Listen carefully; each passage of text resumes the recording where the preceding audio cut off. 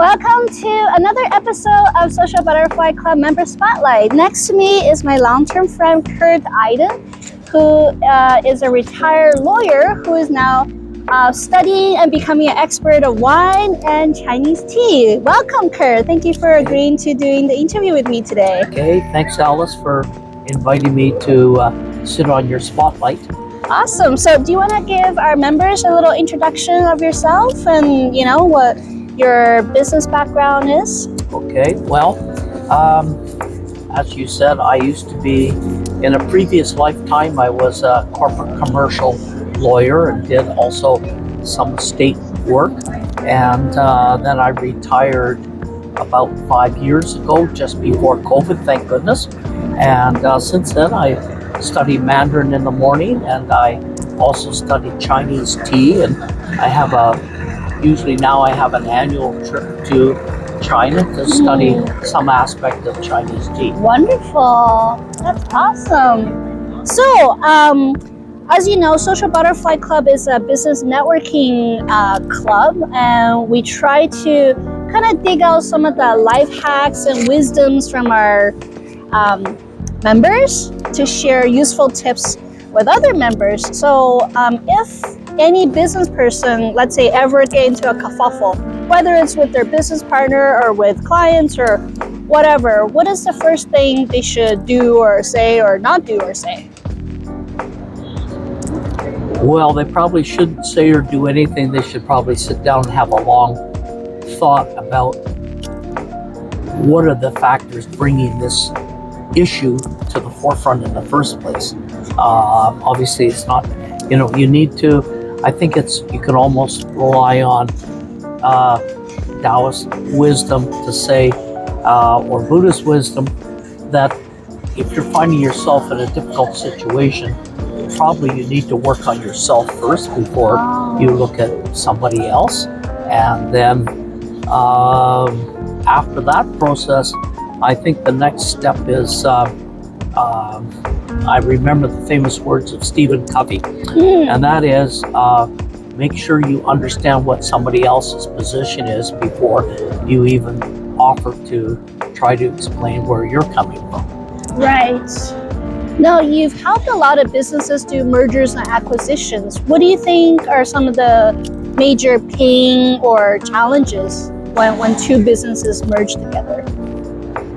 Well, most mergers involve, I've had a few instances where they tried to make true partnerships, and I found the parties tended to find a lot of teething issues to do that. It's not easy to have a pure merger. I think what normally works best is one party wants to assume the upper hand and control, and usually there's a succession process for the other person is moving on and wants to step back, and he wants somebody else to step forward, but in a way that protects both parties. Right. Speaking of which, I think a lot of people are starting to retire or to kind of wrap up their career in succession terms, and also for a business. What do you think are the key things they must, besides finding someone younger to take over the role or sell the company, what are some steps they can do to prep that whole process? Well, for my business or for my professional practice, I'm more on the back end of that question. Oh, okay. And the front end of that question, actually, just trying to think of, there's a gentleman named Ian Smith who used to be managing partner with one of the CA firms and left, and basically that's what he specializes. Ian specializes in basically getting to know people and look towards succession planning, and his whole career now is focused around that. So where Ian would then bring me in is once they have defined a relationship and a transfer, then I might get in, and I'm more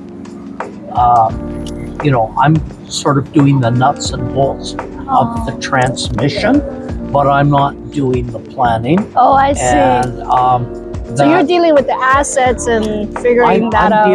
I'm the carpenter is building out. Oh, okay. People like Ian Smith would be they'd be the architects who put it together. I see. And they would look into that part. So my part is a much more practical nuts and bolts. How we're going to do due diligence on assets that are going to be acquired, and then basically work with the legal counsel on the other side to allocate risk and allocate responsibilities, and to make sure that both parties actually fully explore those risks and responsibilities before they get into a closing. So sometimes you do come across situations where one party is somewhat underrepresented, and quite frankly, you would think, oh, that's easy, we'll just go do what we want. I found that can often lead to difficult, painful circumstances for both parties later, because it isn't well thought out, and they haven't thought about both sides of the issues before they went in there about if a certain risk or a certain issue arises, how are they going to allocate the responsibilities? That needs to be really carefully looked thought out. And if somebody is not represented, you need to make sure that almost you have to step in the role of making sure both parties do think it through. Because failing to do so, once the deal is signed and somebody feels that they didn't have that issue canvassed, it creates an irreparable harm to the relationship, and the parties find out they can't work together, and it becomes difficult. So the best marriages are the ones where everybody has turned every stone over really carefully, and even if there's nobody to do the other one, you got to do it, because that will make for a successful long-term relationship is attention to detail. In terms of my work, I'm not an architect. I'm a carpenter. Okay, so, I see. I put the nuts and bolts together. Also I bring out the issues and help try to sift out where problems can arise. Okay. But I don't. I'm not at the front end like people like Ian, who, quite frankly, I used to refer a lot of clients to him, and vice versa. But he was there to sort out the strategic big picture before I got involved in nuts and bolts. I see. Well, we're in beautiful Granville Island. I see a lot of young people, teenagers or university students. Do you have any advice for the younger generation that's coming up? We're in a very interesting time in history, with so many transition and so many new technology, coming on board. If you, let's say, were fresh out of law school and starting your career or starting your own practice or business, do you have any advice for someone at that stage of life?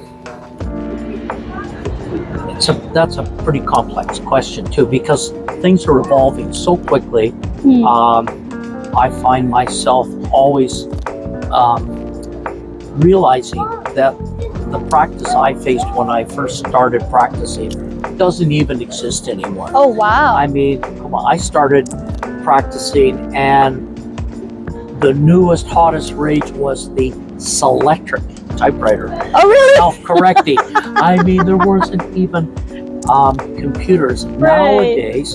And when you need to do legal research, you had to go look in the books, pull them down. Now everything's online. Everything is a search digital function. And one of the things that did to the legal profession was it really sort of compartmentalized a lot of the things that used to be done, to the point where a lot of functions as lawyers, we became more almost blue collar tradesmen doing more sophisticated pieces, whereas before the computer you were there to do a lot of the Research. bigger thinking, Okay. and later on we got more down to doing more practical execution on there. Okay. So for people coming into law now, I mean, it's just such a different world, and it changes so quickly that well, you might also want to think about other types of work that not where law is a good background, but doing it 9 to 5 can become a little bit more like being a tradesman these days. Interesting. Okay. Well, where do you see the importance or the value add of lawyers to the business community? Like, besides, trying to fight or not fight, but support, let's say, two conflicting interests. Well, a large part of legal work is really due diligence and care and concern. And as I mentioned you asked about a takeover succession plan. It's all about thinking through all the potential questions and problems, and that's a role you just get used to doing to make sure people don't leave some stone unturned Right. on there. But to try to give advice to people starting now, I think they should be advising me. Let's talk about some of your passions. You have been a wine lover and, have been traveling around the world, visiting vineyards. Do you want to share a little bit about that experience? Well, finally the light came on. I've studied wine especially Bordeaux wine, for 35, 40 years. Oh, wow. And then I started to develop an intolerance to some of the red wines. So I started moving over to white wines. And then I began to realize the light finally went on. And I thought, you really like wine, but if you get involved in Chinese tea, it's a very similar tasting process to wine, except you don't have the alcohol. And the other so we don't do the swirl. Well, you do not so much the swirl, but it's the same factors of the aroma, the breeding, the finish, the color of the liquid, etc., are all important. But the big difference that finally I realized is I could get up at 7 in the morning and start drinking tea, and I just couldn't quite do that with alcohol. Right. Well, of all the amazing places you've been to related to wine, which one's your favorite? For wine? Was it Italy, France, Argentina, Chile? Obviously the holy grail for French red wine, Bordeaux wine, right, would be going to Bordeaux itself. I actually haven't visited Burgundy in detail, so that's probably still on the radar screen. Okay. But more recently, every year I've been doing tea trips to China. Yes, tell us about that. You were just in Yunnan, wasn't it? Last year I went to Yunnan, and also I've been competing in tea brewing contests. And so last year I went to Yunnan and I studied. I think you were the only competitor in the local tea competition, wasn't it? Sorry? Not the only competitor, sorry, only Caucasian competitor in that particular one that I saw. This year, there were several. Oh, nice. So it's a much more balanced. Okay.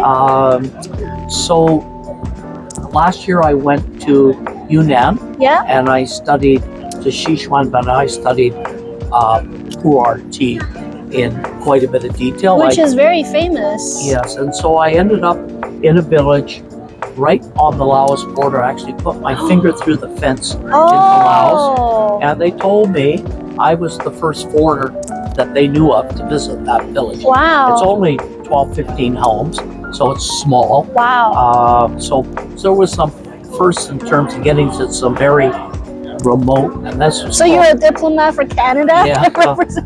Anyways, village is called Tianmen, and it's now kind of recently on the map for people who are aficionados of pu'er tea. Oh. But this year I went to Fujian province, and I started off going to Anxi County, and I lived with a tea farmer for 3 days. We picked leaves, processed leaves, made tea. I learned how. I brought the tea back, and I have. Was it nice, the accommodations, or was it like a like a hut kind of? Like what kind of conditions was the house? Oh, it was squat toilets, and it was a real farmhouse. Oh, okay. It was Real authentic. Yes, Okay. really. And even the little village of Anxi is small enough. There's no hotel there, so I stayed with a farmer and picked leaves. So you lived like a native Yes, person. I did that. And then after 3 days there, we went to Wui Mountain, which is much more a Chinese tourist resort. Ah. Big companies like Tang and are there, and so there's a lot. It's the capital of for oolong yancha rock teas, and so very, very nice. But you know, I was amazed. Even going right to the source, those teas are still actually quite expensive. You know, they're what determines the price of like how expensive tea is? the quality of the tea. Oh, and, okay.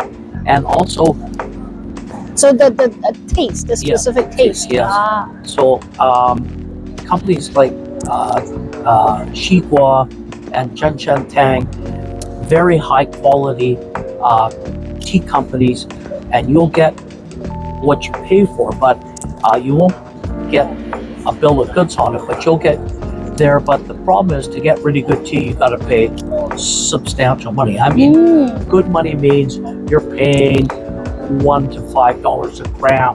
A gram. A So gram a is very kilo- little. So a kilo is 1 to 5,000 Canadian dollars, Wow. which is 5 to 25,000 renminbi kilo. So that's, you know, that's not inexpensive for Right. some of the teas.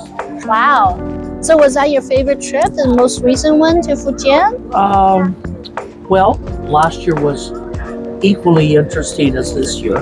Because Yunnan's more tropical, right? It's warmer. Yes, Wui Mountain is quite high and it's a little bit cooler. Oh. But Because of the elevation. yeah, and Sichuan really is. It's tropical. You're almost in Laos. You're almost in, the neighboring countries on there. And so, and all the people living there are usually different indigenous groups. Right. So, which is very interesting. Right. So you've been studying with Lillian. For Tea master yes, Lillian for 5 years. 5 years. And you met her at the Social Butterfly Club. I did. So I guess it's around for full circle. For 5 sure. years later, I have to tell the story as, Social Butterfly Club changed my retirement life. Thanks to Lillian. And thanks to you, Alice, for Yes. giving me the WeChat notice to come to one of her functions, and the rest is history. Yes. So you must have learned a lot, because 5 years is not a short time. Well, I did win the tea brewing contest Yes. last September. So That must have impressed a whole lot of people. I think some of the groups, like Tang, when they were told I was the North American tea brewing champion, although there wasn't anybody past Richmond, they certainly put out the red carpet for me. Oh, okay. That's wonderful. So they recognize that. Yes. Ah, lovely. What's it like dealing with these bigger companies? I mean, so far you told me you were dealing with the tea farmers and, the more down-to-earth kind of vendors. Is there a big difference, like these big companies versus the... Well, big companies, I mean, have huge staff, lavish places, obviously charge a lot of money. Tang, Jinju Mei has a set price in China. It's 960 renminbi, that's $200 for 50 grams. So that's $4 a gram for tea. Wow. So we're talking expensive tea, and you know, these companies make lots of money. Right. And so I began to realize there are a lot of people in China who spend a lot of money drinking good tea. Ah, would you say it's a big tea culture? Like, since you've been on this path, like, have you met a lot of other Well, fellow tea lovers? And certainly there's not everybody's into tea in China, more so than in North America, obviously. right. But even in North America, Chinese tea culture is certainly starting to catch on. Ah, so you do feel like it's becoming more trendy. Yes. Okay. But the prices you mentioned, they sound enormous. So that must be like a very small percentage of population that can afford that. It can be very, very pricey. So there are other grades of tea that are not nearly as expensive, but they're also not at the same top level. But it's like, you know, if you want to drink the best wines in the world, you can spend $1,000 or $5,000 or $10,000 a bottle. Right. You can also buy $1 and $2 wines. So you know, it's Of the course. same thing. But it's obviously, when you get into tea, it's very easy to get in the updraft of wanting to taste better teas. But even people like me in retirement reach my economic threshold and say, okay, that's expensive enough for my taste. Right. Some of the videos that I see on Chinese social media, they have these, you know, really glamorous homes, and they have these custom, I don't even know what to call it, the like tea stations, like carved out of beautiful wood. Yes. And then, you know, there's like a water channel thing. Do you know what I'm talking about? And then they have little wooden chairs that go with it. You know, it looks like. So most of the tea stations have wastewater filter system built into them. So when you're making the tea and you need to pour out the first rinse batch part, you can just pour it directly on, and it sort of like water into a stream, right. just settles away and goes down a drain hole somewhere else on there. Yes. And have you seen that? Oh, Because yes. I've only seen it in videos. Well, I mean, I've seen many, and especially when I went to places like Wui Mountain and the bigger companies, they have many stations, because they have sometimes hundreds of visitors a day. Oh. So they have many different tea stations, different people making, and they're all very beautiful. Right. But they get used 7 days a week. Right. Now, could you tell me why they pour out the first batch? They call it washing the tea. I'm wondering, why does the tea need to be washed? Well, because sometimes it's has dust, hair, dirt, other things you want to wash. during the transport. So when I first studied with the tea master, we always religiously washed almost every tea. But some of the rock teas are quite clean right away. Mm-hmm. And when I was in Wui Mountain this time, I learned of a new practice, it's quite new, that they set that first pour. Mm-hmm. When they wash it, they put it in another fairness cup and set it to the side. And at the very end, you come back and taste it. And let's see how my Mandarin is. I think it's called Hui Hun Tang, returning soul. Hui Hun. Okay, and so it's a new practice that is catching on, and you know, there's many different, like, just like a language changes, tea culture changes, Right. and suddenly Evolves. now it evolves, and so this is now a new practice. Interesting. But not everywhere. But some places they would actually set and save, and they don't throw it away. Right. And would you say it's like wine? The older it is, the better it is? Oh, it Because depends. some of the poor, they're like quite old, right? Yes, They're 20, yes. 30 years old, and they get more pricier. Correct. So teas, like green teas, that haven't oxidized much obviously have a very short shelf life. And also Hongcha red tea, or what English people call black tea, is also needs to be drunk earlier than later. Oh, But okay. pu'er tea obviously can age, and some of the pu'er teas now are 50 years old, very, very prized and expensive. Much like wine, some wines don't last very long, need to be drunk early, and other ones take a lot of Bordeaux wines take 25 years before they even start to drink properly. So it depends on the tea itself. Yeah. Okay.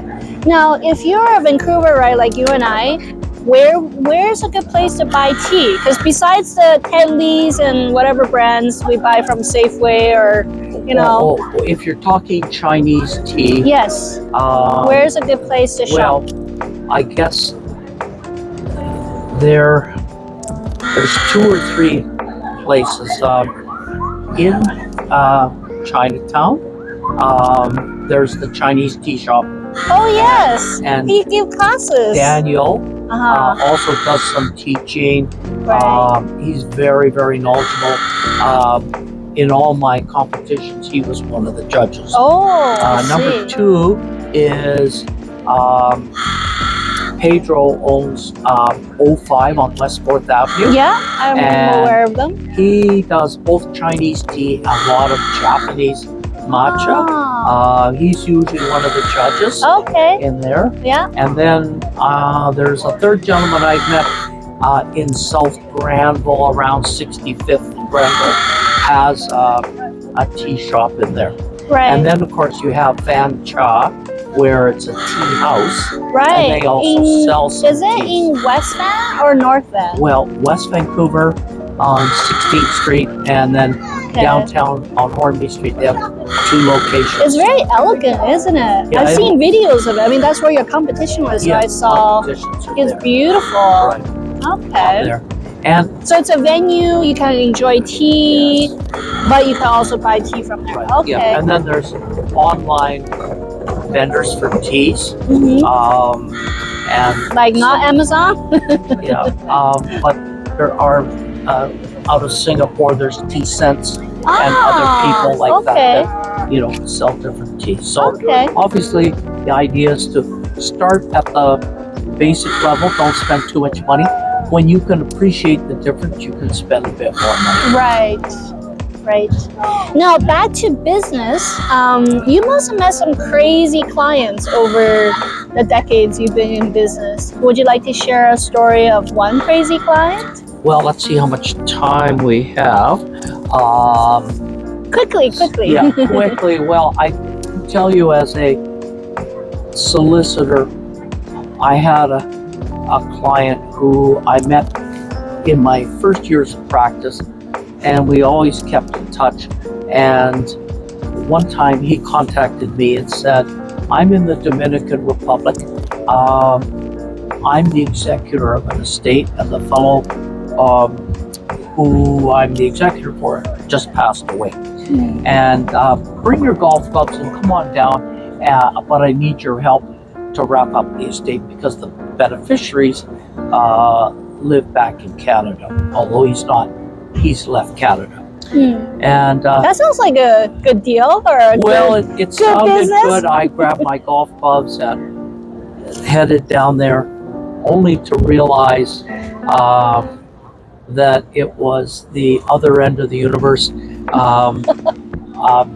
When I did meet the fellow who was sort of a personal assistant for the deceased, I noticed he was carrying a firearm. Ooh. And lots of people. Is that common in Dominican Republic? More common than you would like to see. Not everybody. Because they definitely don't show that on the tourist advertising. No, You just see them in Hawaiian shirts. Most in Dominican Republic, most tours go into carefully gated, controlled communities. They're very The safe. all-inclusive I was resorts. in the main city. I'll fast forward because we're almost out of time here, but I will tell you that after a day or two and things were going from starting to get a little wild and woolly. And I began to realize that the deceased had quite a checkered and colorful past life. I contacted the Canadian Embassy, who then told me, yes, he has been in all sorts of hot water all over the place. Oh, wow. And the best thing you can probably do is make your way out of the country. Ooh. So I changed hotels every day for the next 3 days until I managed to get out of the country and Wow. got back to Canada. So it was, if we had more time, I could tell you, but the story itself would take about half an hour. Great. Wow. What a wild and crazy story. Thank you for sharing.